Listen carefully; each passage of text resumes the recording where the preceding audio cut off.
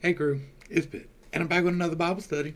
Today we will be getting back into the book of Deuteronomy, but before we begin, if you are new here, you should probably start in Genesis. I have a very unconventional view of the Bible.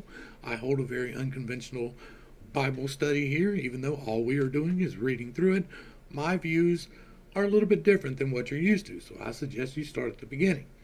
But if you're caught up or you don't want to, we're going to dive into the book of Deuteronomy because we left off in the book of Deuteronomy. We left off in 3, so we're going to dive into 4. And what we get in 4 is a call to remember the law, basically, or a giving of the law, depending on if you read it literally or not. Let's look at it and see. Hear now, O Israel, the statutes and ordinances I am teaching you to follow. Now, we did geography in the last one, so we're not going to do geography in this one, but they're in the same place, right? They're just east of the Jordan River, in the land of Israel. They're not calling it that yet because they haven't crossed over Jordan and they don't want to call this the promised land because Moses is still alive. But they are taking over the land. It is a significant portion of the land. They have already assigned some of the tribes to live in part of the land, but it's not the promised land, so it's okay that Moses stepped foot into it. And a lot of other people who weren't supposed to take possession of the land, that they step foot in it too. And so now, this is right before Moses goes to die, right? He goes away to die on a mountaintop. But he's giving Israel the final, this is what you are to do. And now he's going to break down again the law for them. Hear now, O Israel, the statutes and ordinances I am teaching you to follow, so that you may live and may enter and take possession of the land the Lord, the God of your fathers, is giving you. You must not add to or subtract from what I command you, so that you may keep the commandments of the Lord your God that I am giving you. Now, taken out of context, put into context of this particular scroll, he's giving you the law now. This isn't the reiteration that it is meant to be, right? The way we look at it conventionally is that Deuteronomy is mostly a reiteration of Leviticus, Numbers, but I look at it as each one is a separate scroll. And this isn't saying I taught you to follow, it is saying I am teaching you to follow. And we could pop out and do word studies on all that, and maybe that's not exactly right, but that is the tone of the message being set. That this, if you read it separately as its own individual scroll, this tone is being said as, this is the law, I am about to teach it to you right now. Your eyes have seen what the Lord did at Baal Peor, for the Lord your God destroyed from among you all who followed Baal of Peor. But you who held fast to the Lord your God are alive to this day, every one of you. Yeah, the Lord brought about a plague of spears and swords and destroyed 24,000 men. That was the plague there. And see, I have taught you statutes and ordinances, just as the Lord my God has commanded me, so that you may follow them in the land that you are about to enter and possess. Observe them carefully, for this will show your wisdom and understanding in the sight of the peoples, who will hear all of these statutes and say, surely this is a great nation, is a wise and understanding people. For what nation is great enough to have a God as near to them as the Lord our God is to us whenever we call on him? And what nation is great enough to have righteous statutes and ordinances like this entire law I set before you today? Only be on your guard and diligently watch yourself, so that you do not forget the things your eyes have seen, and so that they do not slip from your heart as long as you live. Teach them to your children and grandchildren. The day you stood before me, before the Lord your God at Horeb, the Lord said to me, gather the people before me to hear my words, so that they may learn to fear me in all the days they live on the earth, and that they may teach them to their children. We can talk about fear, we can talk about love, and those two things do not go together, right? Why does God not want them to come to him in love? Why does God not want them to come, instead of being fearfully, willingly? Well, he does. He has said that many times, but this is one of the many times that there are disparities in the character of God. right? God wants you completely fearful of him and bowing and trembling and fear. But he walked with man. He created man and walked with him in the garden and talked with him. He talked to Noah. He talked to Moses. He talked to several other not biblical prophets we've seen before, right? And so he doesn't want you fearful. But some of these entities do. And this is a good time to talk about entities, because entities are a difficult spot, right? I believe that the entities are real, that you can worship pride in a very real way, even if there's no corporeal form given to pride. But there may very well be someone who signs the contracts in the crossroads. That might be a real thing. I don't know. My experiences personally with entities have been on the positive side of things. I have not accepted any gifts or things of that nature. I've not entered into any covenants or contracts with anything that I see, right? God himself is the all. He is the one. He is everything at the same time. So he is me, he is you, he is the space between me and you, and he is the space between me and you. He is absolutely everything. Like, he is me, but he is also my glasses that I wear. Right? He is everything. And so you can't directly enter into a face-to-face contract with him. He is beyond corporeal. You can devote your life directly to him, and in that way be blessed, right? We have discussed many times on how to do that. It is freely accepted and the grace freely extended. And for, like, repenting from your sins, freely accepting the grace, and then changing your life. That's literally all it takes. And so there are, however, other entities. They are referenced often. There are corporeals, for sure, they go around. I believe that Abraham met with both sides of that. Right? I think that that's where things went wrong. Was both sides of it was represented there in Exodus or in Genesis. When he met the angel that told him to sacrifice his son, that was one of the corporeal entities. And when the angel showed up and said, "Stop, use this ram instead," that was the other side of the corporeal entities. I believe that those are really long-lived, that they may not even be of terrestrial origin, but that they are real. That your chance of running into them accidentally seems to be kind of small, but if you know where to look and you go to the appropriate places, you could probably locate them. They tend to congregate in high places because it seems that they don't function as well in the lower pressures at the lower or the higher pressures at the lower altitudes.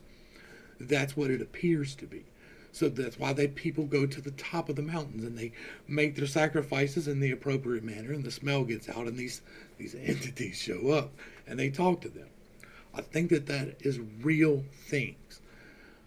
I do not know the origin of it, but I believe it is beyond where we started in Genesis, because I don't believe that Genesis was a literal word for word accounting of how creation became. Right? We went through Genesis and we talked about all the things in Genesis, and I've come a long way since Genesis, but I do believe that the entirety was created. I believe that we are on a globe. We are going through space, and that science is the way that God executes the plan. The things that we understand from science are all real, right? But that does not mean that they are all beneficial. I believe that there was a civilization here, that there were other beings who lived in these high places, who had problems working at the lower altitudes and needed resources from the lower altitudes. So they created beings. These beings may or may not have been able to think and function. They may or may not have been able to mate. And there may or may not have been some fruit that changed their ability to do those things. Then there came a casting out and a great destruction, and then there was a flood, Or the flood was at the same time as the casting out and the great destruction. That is a possibility. Those details are fuzzy. Regardless, there were peoples all across the globe who were saved. Some peoples think that they were the only ones saved, and some peoples will tell you that there were more than one people saved. This particular book in Genesis references Shem, Ham, and Japheth. That is the beginning of the population for the entirety of the Middle East, Africa, and Europe, right? That is what the story goes. Well, those names are taken from I think it's the Sumerian, but it might be one of the other ones, account, Zarathustra. Literally the same names. Years before the oldest Genesis. That lets us know that we're not talking about a word for word literal account, but amalgamation of many mythologies. There are great things in this book. There are some terrible things in this book, and I believe that is because of the warring ideologies, and that at various points throughout this story, these people don't realize that they're talking to two different entities, right? They're operating in the realm of their own knowing. So all of these entities are on the right side. And so when it's telling them to do something horrible, they think that's God. And it's when it's telling them to do something great, they think that's God. But if you're talking to a thing that you can see, it is not God. I say all of that because entities are coming up. And one of the ways that you can do idolatry is through the entities, right? But that was a good place to put it. Because they went into the high places like Baal Peor, like they were worshiping on top of the mountains. When they got to Baal Zephir, that God was on the mountain. All of these entities seem to reside on the mountain. Now, they may not exist at all. There may not be any of these entities. But maybe this Baal, instead of being this supreme God that everybody thinks that they worship, maybe that was the local version of whatever entities occupied the mountains at the time, right? Maybe there were several different Baals on several different mountains. That's a possibility too. One that is often overlooked because Christians don't, like, I can speak for Christianity because I've got extensive knowledge, right? They don't like talking about the entities and the fact that there could be angels and demons walking among. Like, that makes them very uncomfortable. Very, very uncomfortable when you start talking about outside of provable science, right? Because you can't prove something's an angel and ain't nobody gonna catch that. Like, they get flaming swords and things. Like, they get to just and you can't hear. Like, so it's not like you can catch one. I mean, we're never going to be able to prove this. This is all speculation. And see, I have taught you the statutes and ordinances just as the Lord my God had commanded me, so that you may follow them in the land that you are about to enter and possess. Observe them carefully, for this will show your wisdom and understanding in the sight of the peoples, who will hear all these statutes and say, surely this is a great nation. Surely this great nation is the wise and understanding people. Only be on your guard and diligently watch yourselves, so that you do not forget the things your eyes have seen, and so that they do not slip from your heart as long as you live. Teach them to your children and grandchildren. All right, timing note. This is Moses' last speech before he goes to die, and the Israelites, under the direction of Joshua, go across. What did they see? Because not a single person who was alive, except for two, Caleb and Yeshua, saw any of it. Right? They were the only two who were to survive and cross the Jordan and saw any of the miracles.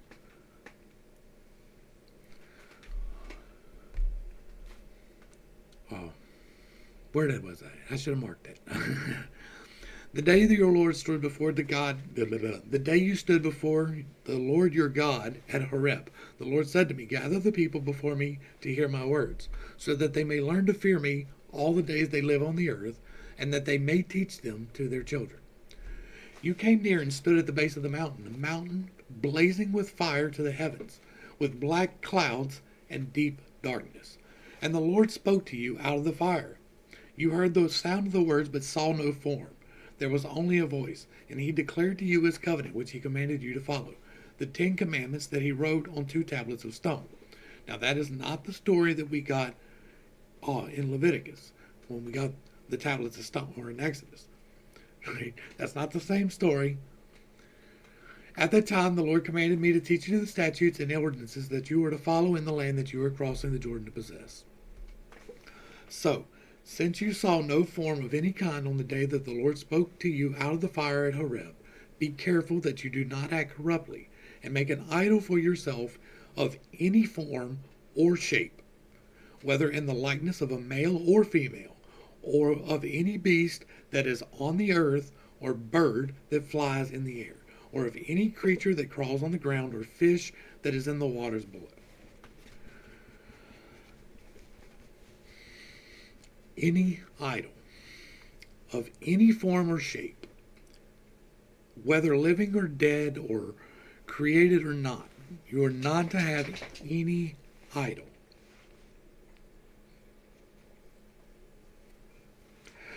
When you look to the heavens and see the sun and moon and stars, all the host of heaven, do not be enticed to bow down and worship what the Lord your God has apportioned to all the nations under heaven.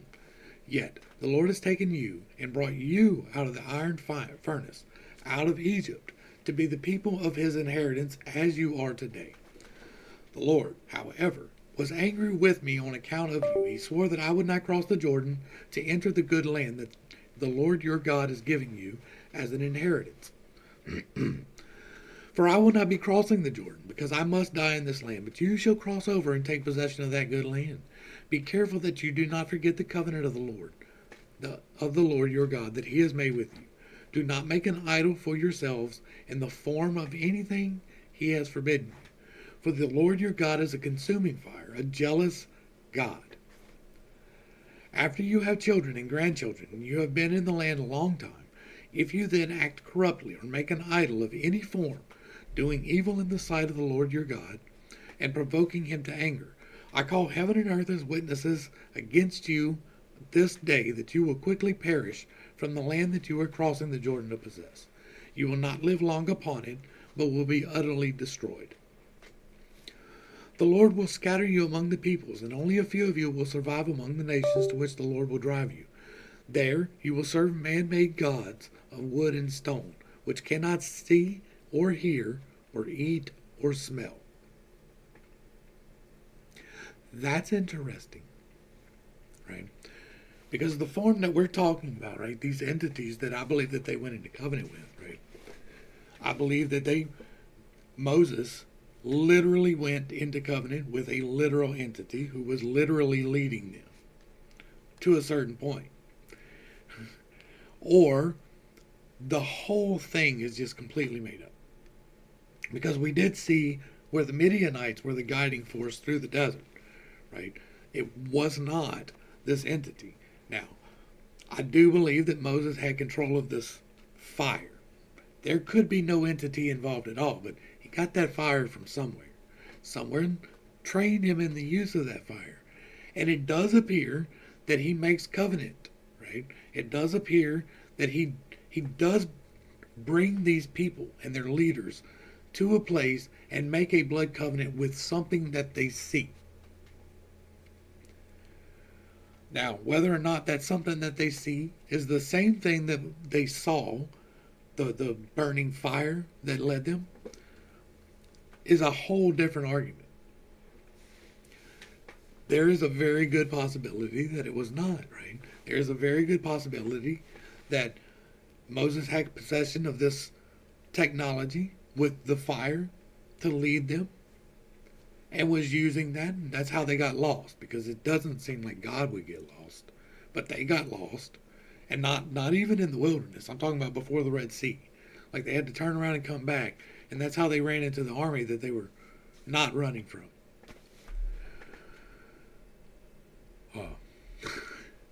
Do not make an idol for yourself here's going to be a very hard thing for you, for a lot of you. The cross is an idol, and so is who was on it. Now, you can make the argument about the sacrifice and how it was a necessary thing. I don't believe it was necessary. I think it was needed, but it wasn't necessary. We're not going to get into that fight again. But if you are hanging this thing on your wall, whatever the thing is, and you are turning to it and saying your prayers to it, you are worshiping a man-made idol. When we were instructed the first time to build an altar, it was to be made of uncut stone. To just pile the stones up, say your prayers there, not to the rocks, but to the God who created the rocks. You're not to worship the stars or the moon. There are timetables that are laid out in the constellations. Constellations are real things. It's not just a firmament stuck up there. It's a real revolving thing that lets us know about timetables. If you know what to look for, there is vast knowledge in the heavens. But it does not say that you are antisocial or that you are two-faced. It's not, I am a Leo, so I have to be an aggressive person.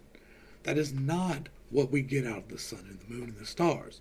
They are timetables for the cycles and the seasons. And yes, the day of judgment. All of those things will be told by the stars because that is for everyone to see.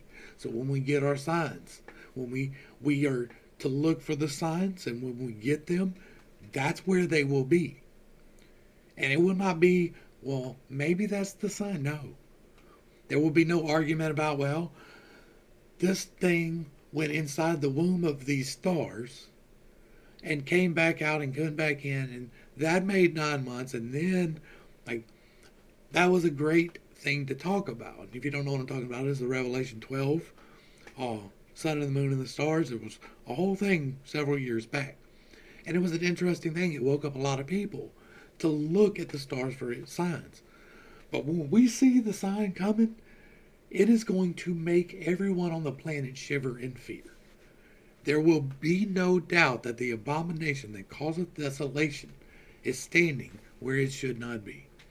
And everyone on the earth will tremble in fear. That is a real thing. All right, I'm getting off topic here. And after you have children and grandchildren, and you have been in the land for a long time and act corruptly and make any he knew that this was going to happen, right? God for sure should have known that this was going to happen, but God has been surprised several times so far. The Lord will scatter you among peoples. We've seen that happen. We've seen them come back together, right? But if from there you will seek the Lord your God, and you will find him if you seek him with all your heart and with all your soul. And when you are in distress and all these things have happened to you, then in later days you will be returned to the Lord your God and listen to his voice. For the Lord your God is a merciful God. He will not abandon you or destroy you or forget the covenant with your fathers, which he swore them by an oath. Now, there can be an argument made that they are back in the land, but they are not back in the land by the hand of God. It was not through faithfulness. It was not through repentance. It was not through pleading. It was through the works of man. Good or bad, right or wrong, they're there. But we still have not seen a return to what we have seen of Israel, right? Or what we're about to see of Israel. Because what they're called to do is to take possession of their land. The argument can be made that they are doing that now. But that is particular to this month, right? The Lord alone is God. Indeed, ask now from one end of the heavens to the others about the days that long preceded you. From the day that God created man on earth, has anything as great as this ever happened or been reported? Has a people ever heard the voice of God speaking out of the fire, as you have, and lived? Or has any God tried to take as his own nation a nation out of another nation by trials, signs, wonders, and war, by a strong hand and an outstretched arm, and by great terrors, as the Lord your God did for you in Egypt before your eyes. You were shown these things so that you would know that the Lord is God. There is no other besides him. He let you hear his voice from heaven to discipline you, and on earth he showed you his great fire, and you heard his words out of the fire. Because he loved your fathers, he chose their descendants after them, and brought you out of Egypt by his presence and great power, to drive out before you nations greater and mightier than you, and to bring you into their land and give it to you for your inheritance, as it is this day. Know therefore this day, and take heart that the Lord is God in heaven above and on the earth below. There is no other. Keep his statutes and commandments which I am giving you today, so that you and your children after you may prosper, and that you may live long in the land that the Lord your God is giving you for all time. And then Moses set aside 3 cities across the Jordan to the east, to which a manslayer could flee after killing his neighbor unintentionally without prior malice. To save one's own life, he could flee to one of these cities: Bezer in the wilderness on the plateau belonging to the Reubenites, Ramoth in Gilead belonging to the Gadites, or Golan in Bashan belonging to the Manassites. This is the law that Moses set before the Israelites. These are the testimony, statutes, and ordinances that Moses proclaimed to them after they had come out of Egypt, and while they were in the valley across the Jordan, facing Beth Peor, in the land of Sihon, king of the Amorites, who lived in Heshbon, and was defeated by Moses and the Israelites after they had come out of Egypt.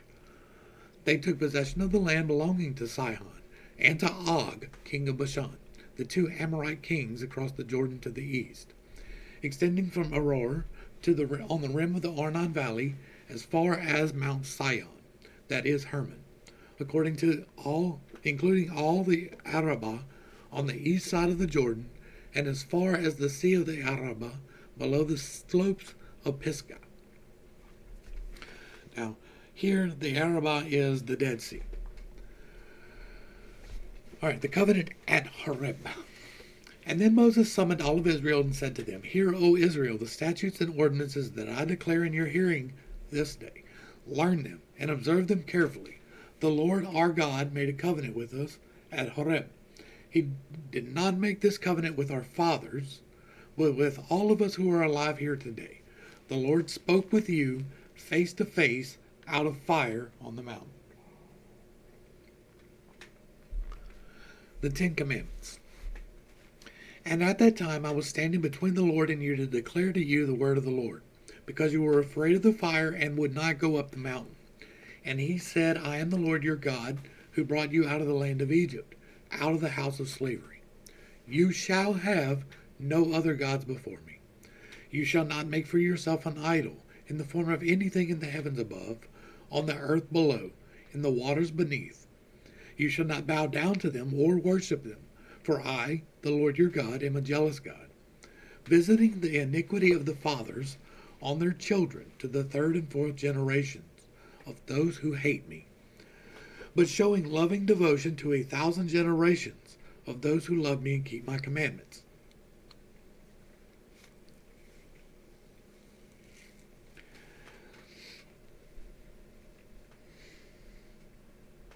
Really? Is that what we're seeing, right? We're seeing God himself setting down the commandment that if I break a sin, right, if I do one of the things, if I murder someone, then that sin is on my grandson. But if I am sinless and blameless and I do all things according to the law, then all of my generations for 1,000. Okay. You shall not take the Lord of your name of your Lord your God in vain, for the Lord will not leave anyone who unpunished who takes his name in vain. We talked before. This is not saying for him to condemn anything, right? I'm not going to say it because I don't casually throw that around either. But that's not what it's talking about. It's talking about making a promise in the name of God, saying that God will do this thing. God will punish you if you do this. and using the name of God to say that I'm making this promise with God as my witness, and then breaking that is using the Lord's name in vain. It is to take the concept of Him and what He is and to make it into something that it's not. We see the Pharisees, for example, and the Sadducees taking the command of God and extrapolating it into much more than it was meant to be. That never happened again. Oh, you shall not take. Okay. Observe the Sabbath day by keeping it holy, as the Lord your God has commanded you. 6 days you shall labor and do all your work, but the seventh day is the Sabbath to the Lord your God, on which you must not do any work, neither you, nor your son or daughter, nor your manservant or maidservant, nor your ox or donkey, or any of your livestock, nor the foreigner within your gates, so that your manservant and maidservant may rest as you do. Remember that you were a slave in the land of Egypt, and that the Lord your God brought you out of there with a mighty hand and an outstretched arm, and gave you slaves. Oh, wait. And that is why the Lord your God has commanded you to keep the Sabbath day. Honor your father and mother, as the Lord your God has commanded you, so that your days may be long, and that it may go well with you in the land the Lord your God is giving you. You shall not murder, you shall not commit adultery, you shall not steal, you shall not bear false witness against your neighbor. You shall not covet your neighbor's wife, you shall not covet your neighbor's house or field, or his manservant or maidservant, or his ox or his donkey, or anything that belongs to your neighbor. We take those for granted. They had to write the rule because it was not something that was common. Right? We talked about the sexual prohibitions and how that was because life was like that. They put a warning on a hairdryer saying do not use in the shower because somebody did. And all of these things people were doing. And so to set themselves apart, they created laws against that. They were good laws. I could even say that this could come down from God for the most part. Like this right here is just narcissism to a large degree. But the idol worship, let's talk about idol worship real quick, does not have to be anything corporeal, right? It is what you devote your energy to. So, if your life revolves around sports, then sports is your idol. If you know all the stats for all the things, right? Whatever sports ball you happen to watch, if you know every single stat for every single player, but you don't know who your kid's best friend is, then that sport is your idol.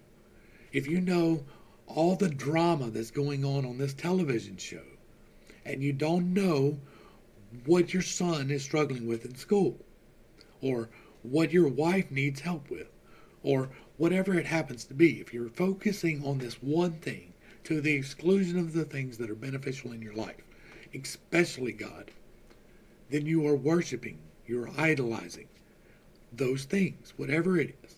It can be anything. It can be work. It can be not working. It can be whatever. Make sure that you keep your priorities aligned, that you're not worshiping anything physical, right? Keep the focus on God, who is bigger than all of that. And then you keep all of these. If you keep your focus right here on this one, it takes care of all the rest. We're going to get into the why of that in a minute, but what helps with all that is that God is me and God is you. So if I steal from you, I'm stealing from me.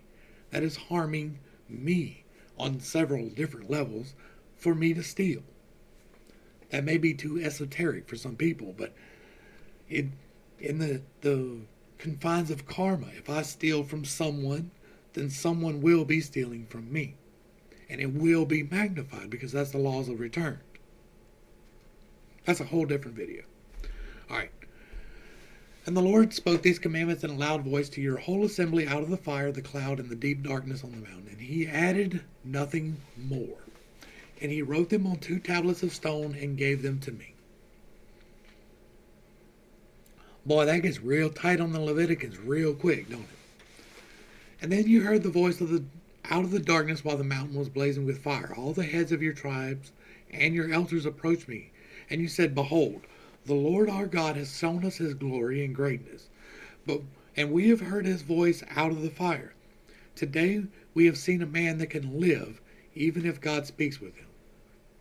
But now, why should we die? For if this great fire will consume us, and we will die if we hear the voice of the Lord our God any longer. For who out of all flesh has heard the voice of the living God speaking out of the fire, as we have, and survived? Go near and listen to all that the Lord our God says. And then you can tell us everything the Lord our God tells you, and we will listen and obey. And the Lord heard the words you spoke to me, and he said to me, I have heard the words that these people have spoken to you. They have done well in all that they have spoken. If only they had such a heart to fear me, and keep all my commandments always, so that it might be well with them and their children forever. Go and tell them, return to your tents. But you stand here with me, that I may speak to you all the commandments and statutes and ordinances, that you are to teach them and follow in the land that I am giving them to possess. So, be careful to do as the Lord your God has commanded you. You are not to turn aside to the right or left. You must walk in all the ways that the Lord your God has commanded you, so that you may live and prosper and prolong your days in the land that you will possess. All right, Deuteronomy 6 is short. This is where the meat of the matter is. I'm sorry, y'all. I have to shift around a lot. My back doesn't do well some days, and it's raining. Today's one of those days. And these are the commandments and statutes and ordinances that the Lord your God has instructed me to teach you to follow in the land that you are about to enter and possess, so that you and your children and grandchildren may fear the Lord your God all the days of your lives, by keeping all his statutes and commandments that I give you, and so that your days may be prolonged. Hear, O Israel, and be careful to observe them, so that you may prosper and multiply greatly, in a land flowing with milk and honey, just as the Lord, the God of your fathers, has promised you. All right, here is doctrinal statements for me, right? Hear, O Israel, which to me is hear, O peoples, whoever those peoples may be. I do not believe that Israel was the chosen people. I just believe that they were the people that chose to write this down. The Lord our God, the Lord, is one. This right here is doctrinal to me. Right? This is what I have been telling you this whole way through. God is all. Everything. He is one. Let's go ahead and pop out this here, and we're going to go ahead and pop out one. Right? It's literally one. But we're going to look at all of these, right? We've got alike, all at once, all together, another into one, anyone a piece, each one. And like, I'm skipping over the ones that don't fit, I know, but there's a lot of them that do. Uniformly, right? And unique's in here, but there's a lot of one and the other, right? There's a lot of this word can mean all in one. And that's what I do believe that it does mean. That the Lord is all things, all together, all in one. And you shall love the Lord your God with all your heart and with all your soul and with all your strength. How many times have you heard me tell you to do that? Right? And I put the extension that Jesus did on there. I do. I say, and love your neighbor as yourself. It's really the same thing, because if all is one, then your neighbor is yourself. These words I am commanding you today are to be upon your hearts, and you shall teach them diligently to your children, and speak of them when you sit at home and when you walk along the roads, when you lie down and when you get up. Tie them as reminders on your hands and bind them on your foreheads. Write them on the doorposts of your houses and on your gates.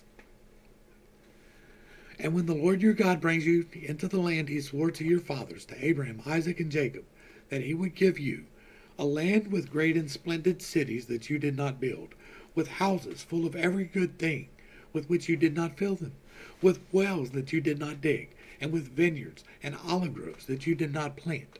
And when you eat and are satisfied, be careful not to forget the Lord who brought you out of the land of Egypt, and out of the house of slavery. Fear the Lord your God, serve him only, and take your oaths in his name. Do not follow other gods, the gods of the peoples around you. For the Lord your God, who is among you, is a jealous God. Otherwise the anger of the Lord your God will be kindled against you, and he will wipe you off the face of the earth. Well, he didn't. He did scatter them, right? There is a great diaspora. I don't know how to say that word correctly, but a scattering all across everywhere. But he didn't destroy them. Although they turned several times to an alternative God, right? They continuously turn away from God. Do not test the Lord your God as you tested him at Massah. You are to diligently keep the commandments of the Lord your God, and the testimonies and statutes he has given you. Do what is right and good in the sight of the Lord, so that it may be well with you, and that you may enter and possess the good land that the Lord your God swore to give to your fathers, driving out all your enemies before you, as the Lord has said. And in the future, when your son asks, what is the meaning of the decrees and statutes and ordinances that the Lord our God has commanded you, then you are to tell him, we were slaves of Pharaoh in Egypt, but the Lord brought us out of Egypt with a mighty hand. And before our eyes, the Lord inflicted great and devastating signs and wonders on Egypt, on Pharaoh, and on all his household. But he brought us out from there to lead us in and give us the land that he has sworn to our fathers. And the Lord commanded us to observe all these statutes and to fear the Lord our God, that we may always be prosperous and preserved, as we are to this day. And if we are careful to observe every one of those commandments before the Lord our God, as he has commanded us, then that will be our righteousness. It is important to note what is included, right? The 10 Commandments are included. The Lord your God is included. All of that is included, but the minutia of the law, right? You shall not walk 4 miles on Sunday. That's not there. Keep the Sabbath is there. But the strictures that were placed to increase upon that were added later. What Moses sets down here is the law. Now, we talked in depth about the law before. The main point today was to differentiate doctrinally, right? For me, the entirety of the law is summed up in God is one. And if you believe that God is one, then you have to treat everybody the way that you would. That does not mean that it is always without violence. There was a reason why they had to establish these cities to run to in the case of self-defense. Because people are vengeful, and violence is sometimes enacted upon you, whether or not it is just. It is okay to defend yourself with whatever means necessary. Your intention should not be to harm in a permanent manner, but sometimes that is the only way to take care of that. What we have a problem with is the aggression, because if all is one, then why are you wiping out entire peoples? That's a problem. Now, you can make the argument about the Rephaim and the Anakim, right? I make that argument, but are they not one? Are they not part of the one? Are they a different consideration? Is there something else to consider about the Rephaim and the Anakim and those gigantic peoples? Who, by the way, there are evidence, like, if you haven't heard of the Smithsonian effect, what happens is whenever there's an anomaly, the Smithsonian comes in and they disappear it. Right? There were bones found of humanoids of extraordinary size, and the Smithsonian comes and they're no longer there. Whether they were real or not, I don't know. We'll never know because the Smithsonian showed up, or the Vatican showed up, or whoever it happened to be in charge at the time, the Templars, or the Caliphate, whoever it happens to be that doesn't want that thing to be discussed, makes it disappear. The lack of evidence is not evidence, right? But we have, over the course of history, different testimonials from different peoples about different things. That's a lot of different, right? But like here in Native America, right? North America, the Native Americans, the people who were here before the current people, had long histories and stories about giants, that ate people, that they. So there's one particular story where they chased them into a cave, or they captured them in a cave and they burnt them all alive. Those stories are everywhere, and I believe that they're true. We don't know because so much has been taken from us, so much was hidden from us, so much has been set as incontrovertible proof. You cannot judge this, you cannot doubt this, and you cannot question this. And if you do, you're a heretic, and we need to hit you with stones until you quit breathing. That's a problem. I don't care who you are, what book you're using while you're holding the stone. I don't care. Hitting people with rocks has been a bad idea since the first time it was done. And that's where we're going to wrap this up. Hopefully I brought a little bit of enlightenment and not too much confusion to a very complicated set of topics, right? On its face, this is very straightforward. This is the Ten Commandments plus one. And it seems like it's very straightforward, but somehow, doctrinally, nobody follows these particular three sets of verses, right? Doctrinally, this is not put into place anywhere. Everybody has a part of it that they extrapolated from and went on. But nobody is following the base. And so I'm just trying to expose where the bedrock is in the foundation, right? The commandments are a real thing, except for the narcissist part, right? God is not jealous, but it does you no good to worship the wrong things. It does you harm to worship the wrong things. And so telling them that he's jealous makes sense to them. That's the level of understanding being raised. That's what they're doing there. We have a new level of understanding that we got when Christ came. There will be a new level of understanding achieved in the millennial coming, right? And so I'm just trying to figure out where the bedrock is. To the crew, thanks for hanging out. I appreciate every single minute that you are here with me, and I am praying for you every single day. Until next time, I love you. God loves you. You are perfect, whole, and complete just the way that you are. And this has been Pit's Take. Peace.